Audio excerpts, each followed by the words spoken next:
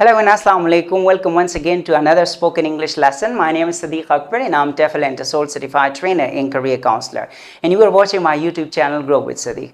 आज इस लेसन में हम डेली रूटीन्स के बारे में डिस्कस करेंगे कि हम नॉर्मली कामकाज तो करते हैं, लेकिन कोई अगर हमसे पूछे कि आप क्या काम करते हो, दिन में कौन कौन से एक्टिविटीज़ करते हो, सो हमें समझ नहीं आती कि कौन से एक्टिविटीज़ किस तरह हम कहें English में. So we are going to discuss that in this particular lesson today. The topic is daily routine. कि हम daily routine को किस तरह express करेंगे. The first activity जो आप करते हो daily basis पे, that is called wake up. आप नींद से जागते हो. नींद से जागने को wake up कहते हैं, right? And आप क्या करते हो, यहाँ पर आप I लगाएंगे और 8 के बाद आप टाइम लगाएंगे जिस टाइम पे आप जागते हो. सो आई वेक अप एट 5 o'clock. मैं 5 o'clock जागता हूँ. नींद से जागने को कहते हैं. एंड गेट अप जो है वो वैसे जब आप लेटे हुए हो, आप बैठे हुए, आप जागते हो, आप उठते हो, so that is called get up. I wake up at 5 o'clock and I get up at 5:30. के 30 मिनट्स में अपने बेड पे लेटा हुआ होता हूँ, मैं कुछ काम वगैरह नहीं करता. So I get up at 5:30, I wake up at 5 o'clock. Wake up और गेट अप में ये फ़र्क है कि वेक अप नींद से जागने को कहते हैं और गेट अप जो है वो जनरली आप लेटे हुए हो या आप बैठे हुए हो, आप उठते हो. So that is called get up. Okay, 8 के बाद आप टाइम लगाएंगे. Right after this what do? I make ablution. मैं वुज़ू बनाता हूँ. वुज़ू बनाने के बाद आप कहेंगे आई ऑफर फजर प्रेयर. में फजर का नमाज पढ़ता हूँ.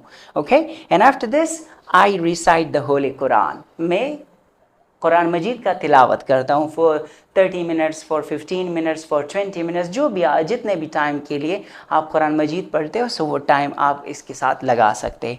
After this I take shower. मैं नहाता हूँ. अब अगर आपके वॉशरूम में शावर इस तरह इंस्टॉल्ड हुआ है तो आप कहेंगे आई टेक ए शावर. अगर आप टब में नहाते हो, so then you will say I take a bath. Okay, the difference is I take a shower and I take a bath. And then I have breakfast at this particular time at 7:30, at 8 o'clock, at 9 o'clock. Right after this I get dressed. जब आप कपड़े पहनते हो, uniform पहनते हो, आप तैयार होते हो, so that is called I get dressed. Time साथ आप लगा सकते हैं. Then I leave home for work. मैं घर छोड़कर काम पे जाता हूँ और साथ टाइम भी आप लगा सकते हैं. Right, so wake up, get up, make ablution, offer फजर prayer, recite the holy Quran, take a shower, have breakfast, get dressed and leave home for work. Okay, these are different activities. एक के बाद दूसरा जब आप कहेंगे after that भी आप कह सकते हैं और then. Okay, after that or then. Next one is I reach office at this particular time. आप time mention कर सकते हैं कि I reach my office at this particular time. Okay, and after that what do? I work for 3 hours, I work for 4 hours, I work for 5 hours, and after that I get home back. मैं घर वापस आता हूँ. So आप इसके साथ time लगा से at 1 o'clock, at 1:30, any particular time. Okay, then I have lunch at, again time लगाएंगे कि आप किस टाइम लंच लेते हो.